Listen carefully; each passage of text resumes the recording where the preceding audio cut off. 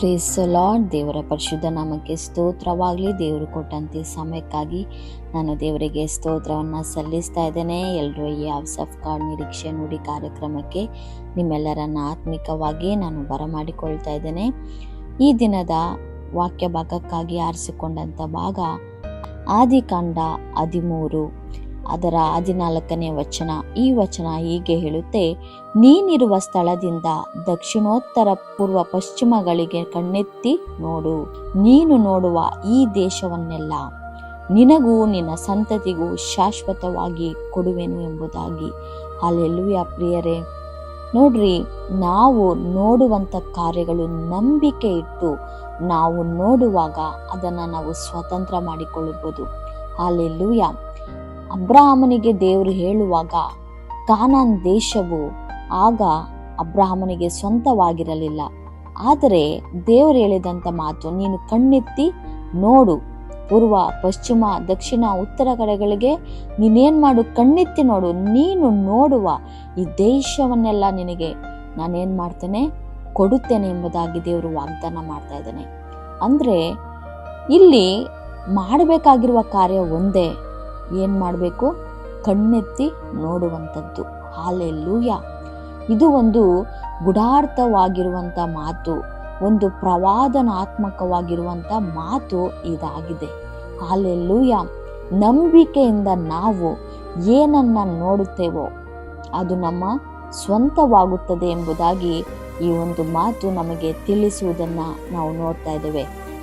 ನೋಡ್ರಿ, ನಮ್ಮ ಜೀವಿತದ ಕುರಿತಾಗಿ, ನಮ್ಮ ಮಕ್ಕಳ ಜೀವಿತದ ಕುರಿತಾಗಿ, ನಮ್ಮ ಭವಿಷ್ಯದ ಕುರಿತಾಗಿ ನಾವು ಒಳ್ಳೆಯದನ್ನು ನೋಡುವಾಗ ಮುಂದೆ ಆಗುವ ಎಲ್ಲ ಕಾರ್ಯಗಳು ಒಳ್ಳೆಯದಾಗೇನೆ ನಾವು ನೋಡುವಾಗ ಒಳ್ಳೆಯದೇ ಸಂಭವಿಸುತ್ತದೆ. ಅವರು ಒಳ್ಳೆ ಉನ್ನತ ಸ್ಥಾನಗಳಲ್ಲಿ ಇರ್ತಾರೆ. ನಮ್ಮ ಮಕ್ಕಳು ಒಂದು ಉದ್ಯೋಗಗಳನ್ನು ಅವರು ಗಳಿಸಿಕೊಳ್ಳುತ್ತಾರೆ. ನಾವು ಒಂದು ಒಳ್ಳೆಯ ಒಂದು ಜೀವಿತಕ್ಕೆ ನಾವು ಮುಂದೆ ನಡೆಯುತ್ತೇವೆ ಎಂಬುದಾಗಿ ಆಶೀರ್ವಾದಗಳ ಕುರಿತಾಗಿ ನಾವು ನೋಡುವಾಗ ಅದು ನಮ್ಮ ಜೀವಿತಗಳಲ್ಲಿ ಸಂಭವಿಸುತ್ತದೆ. ಹಲ್ಲೆಲೂಯಾ.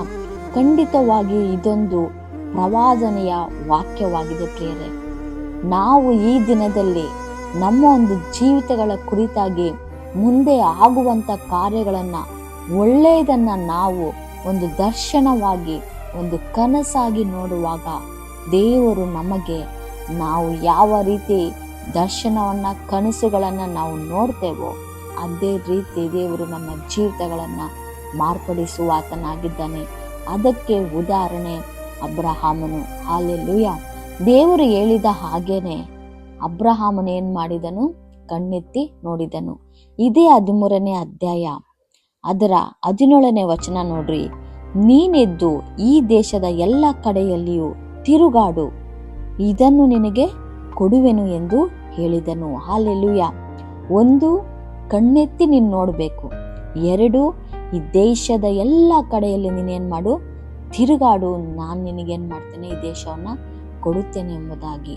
ಹಲ್ಲೆಲೂಯಾ. ನೋಡ್ರಿ, ನಾವು ಸ್ವತಂತ್ರ ಮಾಡಿಕೊಳ್ಳುವಂಥದ್ದು ನಂಬಿಕೆಯಿಂದ ನಾವೇನ್ ಮಾಡಬೇಕು? ನೋಡಬೇಕು. ನಂಬಿಕೆಯಿಂದ ನಾವೇನ್ ಮಾಡಬೇಕು? ನಾವು ಅಂದುಕೊಂಡಿರುವಂಥ, ಇಷ್ಟಪಟ್ಟಿರುವಂಥ ಯಾವುದೇ ಒಂದು ಸ್ಥಳಗಳಾಗಿರ್ಬೋದು, ಜಾಗಗಳಾಗಿರ್ಬೋದು, ನಂಬಿಕೆಯಿಂದ ನಾವೇನ್ ಮಾಡಬೇಕು? ತಿರುಗಾಡಬೇಕು. ಅದರ ಉದ್ದೇಶ ಒಳ್ಳೆಯದಾಗಿರಬೇಕು. ಹಲ್ಲೆಲೂಯಾ. ಇವತ್ತು ದೇವರು ಅಬ್ರಹಾಮನಿಗೆ ವಾಗ್ದಾನ ಮಾಡಿರುವುದನ್ನ ನೆನೆಸಿ ನೋಡುವಾಗ ಈ ದಿನದಲ್ಲಿ ಇಸ್ರಾಯೇಲ್ ದೇಶವು ಅದು ಒಂದು ಕ್ರೈಸ್ತಿಯ ಒಂದು ದೇಶವಾಗಿರುವುದನ್ನು ನಾವು ನೋಡ್ತೇವೆ. ಆ ದಿನದಲ್ಲಿ ಅಬ್ರಹಾಮನಿಗೆ ಯಾವ ರೀತಿ ದೇವರು ವಾಗ್ದಾನ ಮಾಡಿದರೋ ಅದೇ ರೀತಿ ಈ ದಿನದಲ್ಲಿ ಆ ಇಸ್ರಾಯೇಲ್ ದೇಶ ಅನ್ನುವಂಥದ್ದು ಇಸ್ರಾಯೇಲ್ ಎಂಬುದಾಗಿ ನೋಡುವಾಗ, ಇಸ್ರಾಯೇಲ್ ಎಂಬುವಂಥ ಹೆಸರು ಹೇಗೆ ಬಂತು? ಯಾಕೋಬನಿಗೆ ದೇವರು ಇಟ್ಟಂತ ಹೆಸರು ಇಸ್ರಾಯೇಲ್ ಎಂಬುದಾಗಿ. ಇದೇ ಇಸ್ರಾಯೇಲ್ ಎಂಬುವಂಥ ದೇಶ ನಾವು ಇವತ್ತು ಕಣ್ಣು ಮುಂದೆ ನಾವು ನೋಡ್ತೇವೆ. ಹಲ್ಲೆಲೂಯಾ. ನೋಡ್ರಿ, ಯಾಕೋಬನು ಇಸಾಕನ ಮಗನು, ಇಸಾಕನು ಅಬ್ರಹಾಮನ ಮಗನು. ಹೇಗೆ ದೇವರು ವಾಗ್ದಾನ ಮಾಡಿದನು ಅದೇ ರೀತಿ ತನ್ನ ಜನಾಂಗಕ್ಕೆ ದೇವರೇನ್ ಮಾಡಿದ್ರು? ಆ ದೇಶವನ್ನ ಸ್ವಾಸ್ಥ್ಯವಾಗಿ ಕೊಟ್ಟರು ಪ್ರಿಯರೇ. ಹಲ್ಲೆಲೂಯಾ. ಅದು ಅನೇಕ ವರ್ಷಗಳಾಗಿರ್ಬೋದು ಆ ದೇಶವನ್ನು ಸ್ವತಂತ್ರ ಮಾಡಿಕೊಳ್ಳಲು.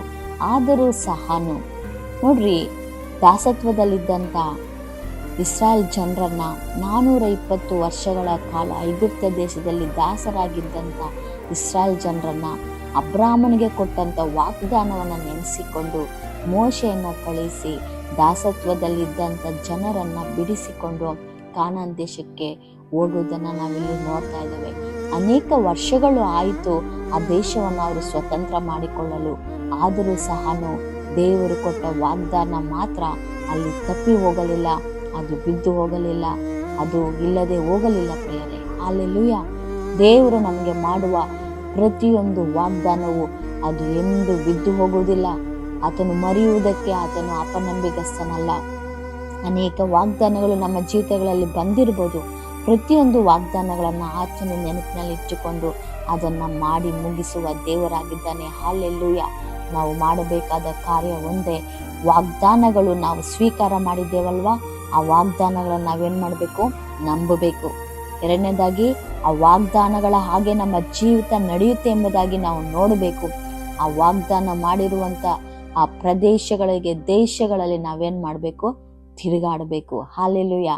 ಖಂಡಿತವಾಗಿ ದೇವರು ಆತನು ನಮಗೆ ವಾಗ್ದಾನ ಮಾಡಿದ ಹಾಗೆ ನಮಗೆ ಕೊಡುವಾತನಾಗಿದ್ದಾನೆ. ಆತನು ನಂಬಿಗಸ್ತನು. 1000 ತಲೆಗಳವರೆಗೂ ಆತನ ವಾಗ್ದಾನವನ್ನು ನೆನಪಿನಲ್ಲಿಟ್ಟುಕೊಂಡು ಆತನು ನಡೆಸುವಾತನಾಗಿದ್ದಾನೆ. ಹಲ್ಲೆಲೂಯಾ. ಈ ಆಶೀರ್ವಾದಗಳು ಪಡೆದುಕೊಳ್ಳಬೇಕಾದ್ರೆ ಅಬ್ರಹಾಮನಿಗೆ ದೇವರು ಹೇಳಿದಂಥ ಮಾತು ಏನೆಂಬುದಾಗಿ ನೋಡುವಾಗ 17ನೇ ಅಧ್ಯಾಯ 1ನೇ ವಚನ, ನನಗೆ ನಡ್ಕೊಂಡು ದೋಷವಿಲ್ಲದವನಾಗಿರು. ಹಲ್ಲೆಲೂಯಾ. ಏನಂತೆ? ನನಗೆ ನಡ್ಕೊಂಡು ನೀನು ದೋಷವಿಲ್ಲದವನಾಗಿರು. ಹಲ್ಲೆಲೂಯಾ.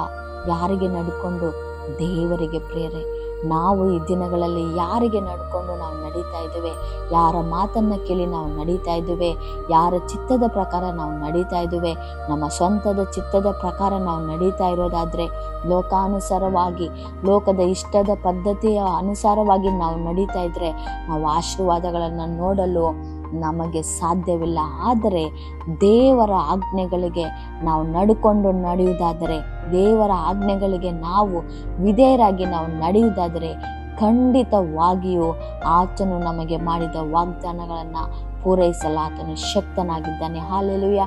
ಈ ದಿನಮಾನಗಳಲ್ಲಿ ದೇವರು ಮಾಡಿದ ವಾಗ್ದಾನಗಳು ನಿಮ್ಮ ಜೀವಿತದಲ್ಲಿ ಇನ್ನೂ ನೆರವೇರಿಲ್ಲ ಎಂಬುದಾಗಿ ನೀವು ಚಿಂತೆ ಮಾಡ್ತಾ ಇರುವುದಾದರೆ ನಂಬಿಕೆ ಇಡ್ರಿ. ಖಂಡಿತವಾಗಿಯೂ ಆತನು ವಾಗ್ದಾನ ಮಾಡಿದ ಹಾಗೆ ನಿಮ್ಮ ಜೀವಿತಗಳನ್ನು ಸಂಪೂರ್ಣವಾಗಿ ಅದನ್ನು ಆಶೀರ್ವದಿಸಿ ನಡೆಸುವಾತನಾಗಿದ್ದಾನೆ.